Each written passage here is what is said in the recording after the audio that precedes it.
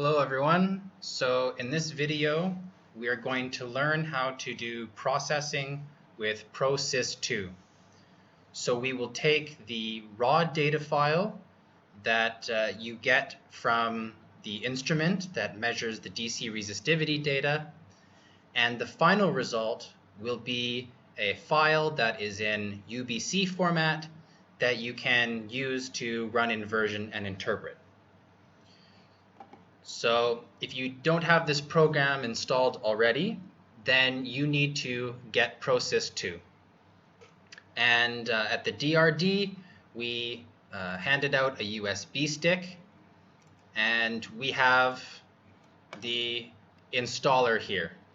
So if you were given access to this USB stick, it has ProSysII, and we will double click this, and we will be able to install. So the computer will pick a good place in your C drive. You don't really have to make a big decision here.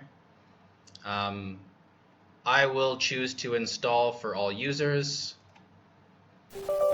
and I will allow it to make changes. And that was very quick. So the program is installed, but maybe you do not have access to the USB drive that has ProSysII. So you can always search for this on the internet. Go to the Iris Instruments page.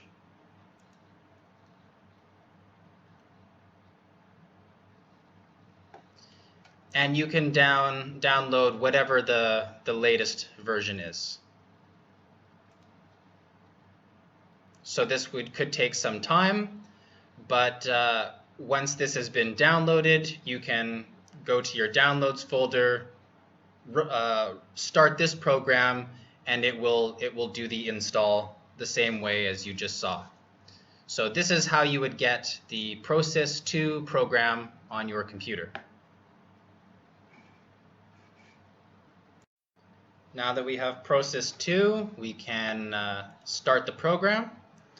So you can look in Windows and type ProSysII and start the app.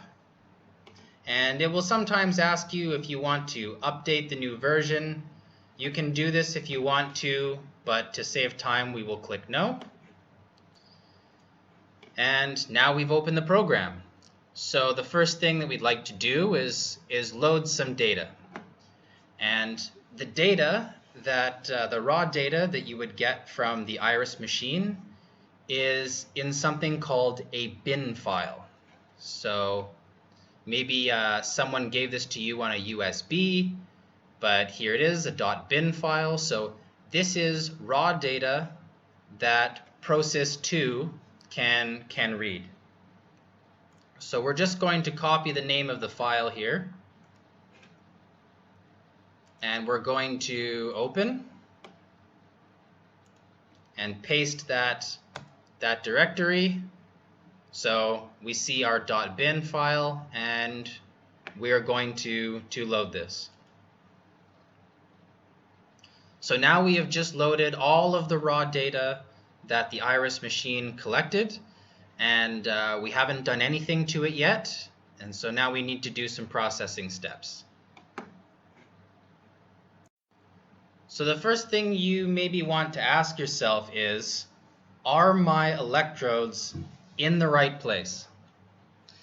So there have been times where we've put an electrode spacing of 8 meters, and then we decided to change it to 10 meters.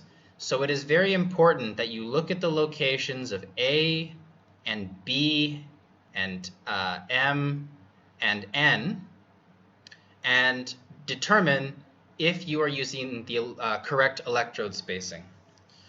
So for this data set, I was told that the Iris machine was set to a 8 meter electrode spacing. So the A is at 0, and then the next location is 8. But actually, we made the electrode spacing 10. So we need to change this. We need to fix this. And so what you will do is you will go into processing, and you can use something called modify spacing. If you choose increment, then you can change the spacing by a number 5, and it will shift all of this location to the right by 5 or -5. But in this case, we want to make it wider, bigger spacing. And so we would like to turn this from a spacing of 8 meters to a spacing of 10 meters. So we need to multiply all of the values by 1.25. There is no fast way to do this, but that is okay.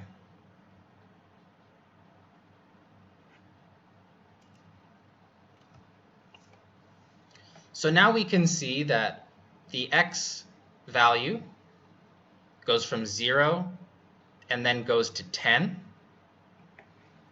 All of these values and all of these values and all of these values are all numbers that are multiples of 10. Okay? So notice that we didn't click anything about changing y locations or z locations because we are only interested in changing the spacing along the profile in this x direction. So after you do any change, any processing step, it is a good idea to save a copy of these changes. So we will go File and Save As.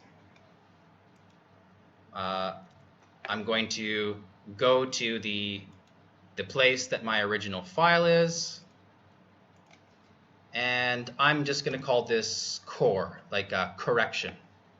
So some short name that tells me something that I did. And you will have a bunch of files, and you will add a little bit for each processing step, and it will give you the history of everything that you did to this data when processing. Sure, our electrodes are in the correct locations. It's time to process the data. Before, we were using the auto filter, but we have realized that it does some smoothing and some filtering that really changes the data, and you get much better results if you do each of the processing steps manually. So the standard procedure for processing is as follows.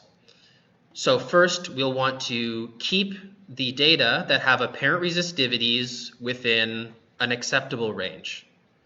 So we would want to get rid of data that have a negative apparent resistivity, because that is not physically possible. Or data that has a billion ohm meters. That's something that's so large that's not reasonable for MON state. And we want to remove data that have large standard deviations. If a datum has a large standard deviation, it means we are not confident at all that the data value is correct. So we want to remove all of the data that have large standard deviations.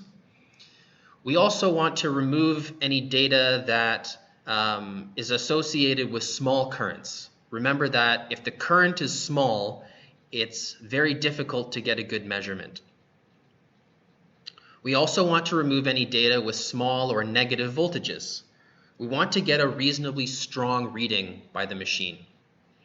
So we have some standard values that you would use, but the best values really depend on the data set you have.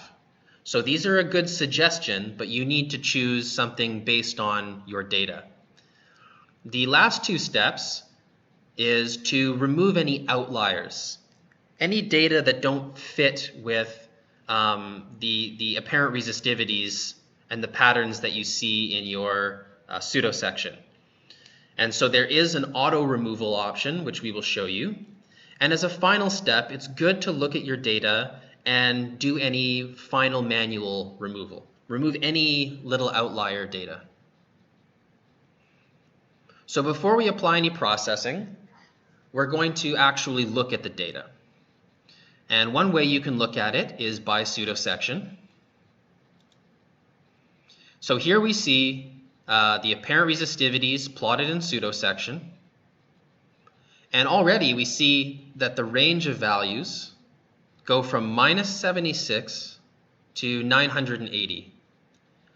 We know that if you have negative apparent resistivities, this isn't physically possible. So just from this, we can see that there are data that we do not want to include in the inversion.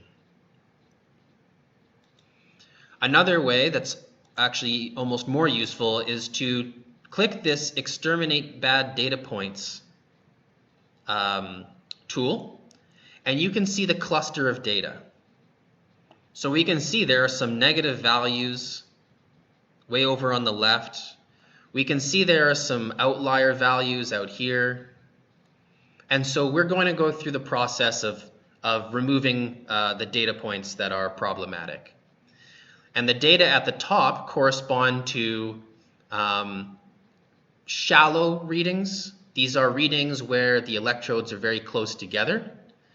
And the values at the bottom, this is where the electrode spacing is very large.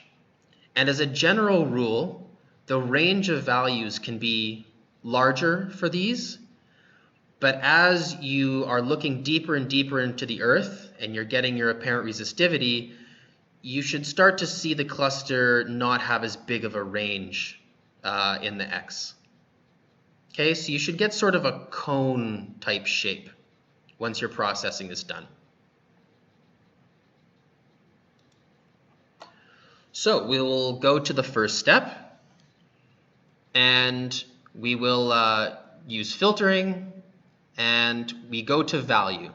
So this is where we can choose the data that has proper ranges of apparent resistivities and voltages, etc. And we have some histograms here. So this organizes all the data in bins by its apparent resistivity. This one is for standard deviation. We have one for the current and one for the voltage, and some for some geometric parameters. So the first thing we were going to do is we were going to keep data that was within a reasonable range of apparent resistivities. So usually 10 ohm meters to a few thousand. And if we look at this, our highest limit is pretty reasonable, but our lowest limit is not. So let's just keep the data that has apparent resistivity values between 10 and 1,000. And if we click Apply, it updates all of the histograms, and we're keeping 98% of the data. So our next criteria, maybe our next most important criteria, was with the standard deviation. And as a good first estimate, 20 is pretty safe. We click Apply. And so now we see most of the data have standard deviations that are less than 10, which is good. But we still have some sort of outliers here. We still have some ones that are a much higher standard deviation. So maybe we want to lower that, maybe to 11. And so now we only have 96% of the data selected. The next thing is to keep data that have a sufficiently large current. And we said 0.5 is a good lower estimate. There isn't a higher bound. And so if we look at this, the minimum is actually 2.5. So this is good. We don't need to remove any data points based on the current. But for the voltage, we have some negative voltages. And we want to remove any data that has smaller negative voltages. So 0.1 millivolts is usually a good first estimate, and we will do that here. Oops.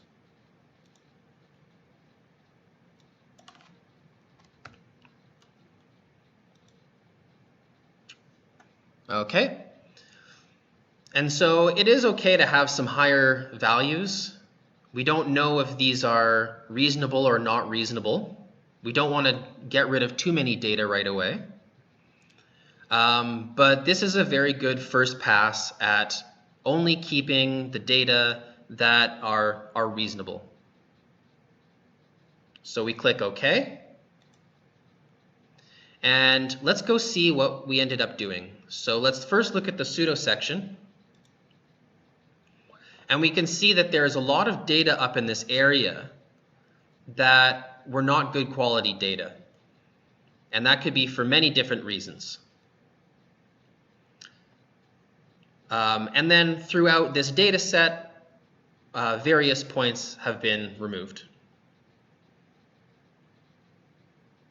So that's our pseudosection. And now we'll go and look at this cluster. So exterminating bad data points. And now we can see that all of our data have apparent resistivities between 10 and 1,000 ohm meters. So that's good. But there are some data points out here that are outliers. There are some data that maybe we don't feel are accurate. And we'll talk about that in the next processing step. So just like any processing step, once you've finished, it's a good idea to save your progress, to just keep a place. So I'm going to save as.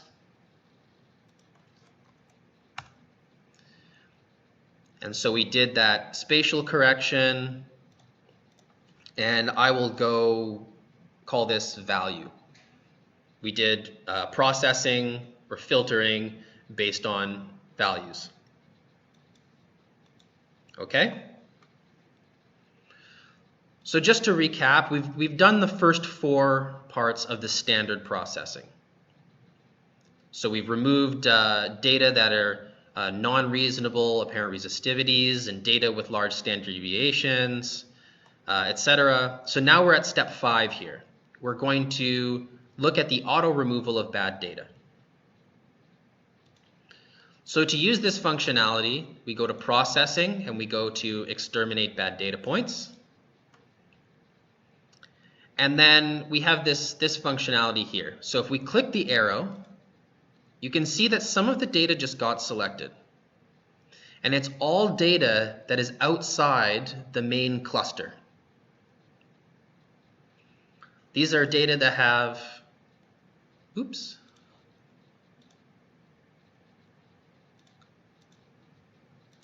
These are our data that are outside the main cluster. And if we click the button again, it'll be a little bit more strict. And you can see that even more data points are selected. I think you can only click this a maximum of twice. But this is just kind of an automatic way of selecting outliers and removing them. Notice that it's more common for you to remove outliers for the data that is looking deep into the earth and not at the surface, because it is acceptable to have a big variation in apparent resistivities at the surface. So if we click OK, then we will only be selecting or keeping the data that is blue in this figure now. And just like any situation, we would then decide to save.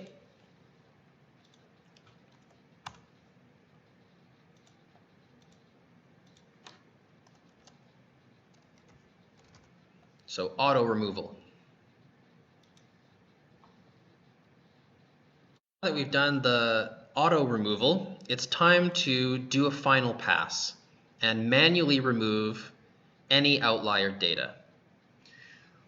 So to demonstrate the importance of this, let's go back to our pseudosection. So we're going to click the pseudosection plot and look at our data. And at first glance, it looks like it's quite smooth. We have a range of apparent resistivities that are reasonable. But notice that this is on a linear scale. And so really, because of this high resistivity area up here, we're not really able to see how smooth this is. So let's actually set the range of values, or the range of the color scale, to 300. So this area up here is high variability, it's highly resistive, right? But now we can see the range of apparent resistivities at depth, and we find out that it's not really that smooth. You know, this data point is a highly resistive value in an area that's actually has a much lower resistivity. And same with this point. So if you have some anomalous really high value or anomalous really low value, the inversion will not give you back a model that makes sense. It will have a lot of, we say, artifacts, and it will try to put these very weird structures in to try and explain the data. And so you want to try to remove any of these outliers. And as you are going and looking at data points that are deeper in the Earth, you want the values to be a bit more smooth. So to do this, we are going to go to the Exterminate Bad Data Point option. And we're going to look through, and we're going to try and find data that we believe are outliers. And so, for example, this point is still somewhat of an outlier.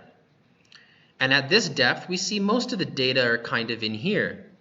So this might be a bit of an outlier point. The problem with this approach is it is subjective, meaning there isn't a perfect way to make sure that you choose the right points. We just need to do the best that we can. And so you will go through and you will try and eliminate the data that you feel are outliers.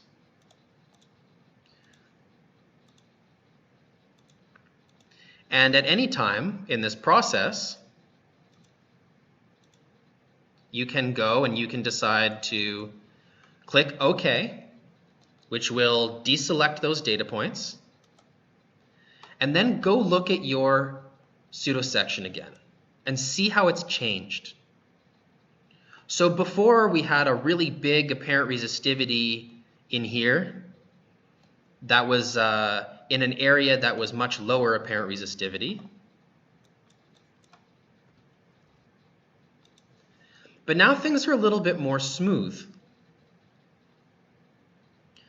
And we see that, that this is a little bit better. It's still possible that there's an area with higher apparent resistivities here. And it is possible that there is a region of higher resistivity at depth. We aren't really sure, but we're going to try to go through and get rid of any really obvious spikes. So maybe this is a data point that we would consider removing. Maybe this really low value here is something we would consider removing. It's very subjective, but if you feel that there are some obvious outliers, this is how you would remove them. So I'm going to assume that I did a good job, and I'm going to save.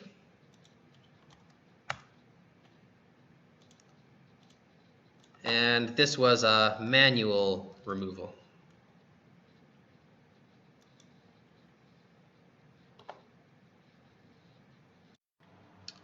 Now that we have done standard processing, I'm going to show you how to add topography. And if you don't do this step, you will assume that the topography is flat, that everything is zero. But if you choose to add some kind of hill or some kind of surface topography, we can add this. So you do this by saying processing, insert topography, and now it's giving you the location of all the possible electrode positions. Okay? And we don't have to worry about the Y spacing because we're just working on a line. And what you could do is at each one of these points, or if you were given a certain set of points, you could start to to add the topography. So maybe this 3 meters above, and this is 2 and 1 and 2, and you could go through and you could put the different values. And once you are finished, you would click OK. You could also, maybe you only have some of the heights at a few of the locations. So maybe this is 5, this one is 4. You don't have a value at all of the locations. You can click Interpolate, and it will interpolate all of the values that are not 0 or that you did not touch. So when you are happy with the topography that you have, you can click OK. And now you have saved the topography.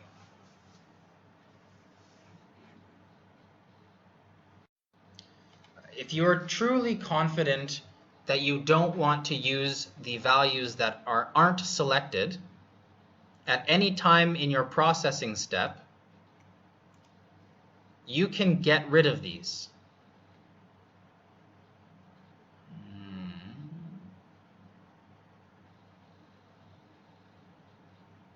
So you can delete ignored data.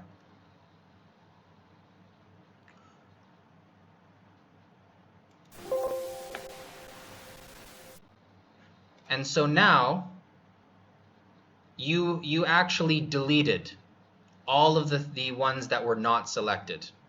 Before, you had just unselected data. You could choose to select it again. You could bring it back and still use it, but we've gotten rid of this permanently.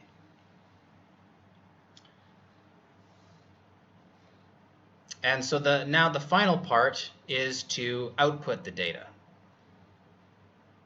So for this, we would use export and save. And now you just need to decide what is the format that you are using. So for the notebooks, we will be using the UBC format, DCInv2D. And so we will save this as, let's just say, example data UBC.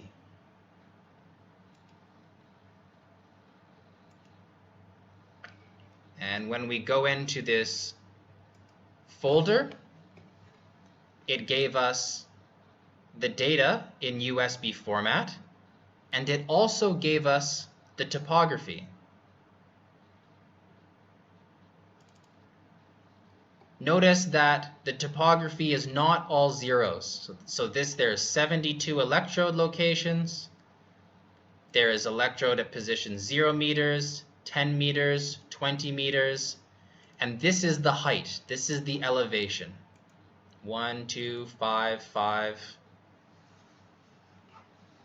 So because we added topography, it will export that. There are also some other formats that we could use. We may want to use the res2D if we have it, or this IX1D. But for the tools you will be using most of the time, you will be using this DCInv2D. This is how you will output your data. So this more or less completes the standard processing. So we have gone from having a bin file. This was the raw data file that came out of the IRIS system, the raw data, and now we have processed data in UBC format, which we can load into the notebooks and invert. So that portion will be covered in another video.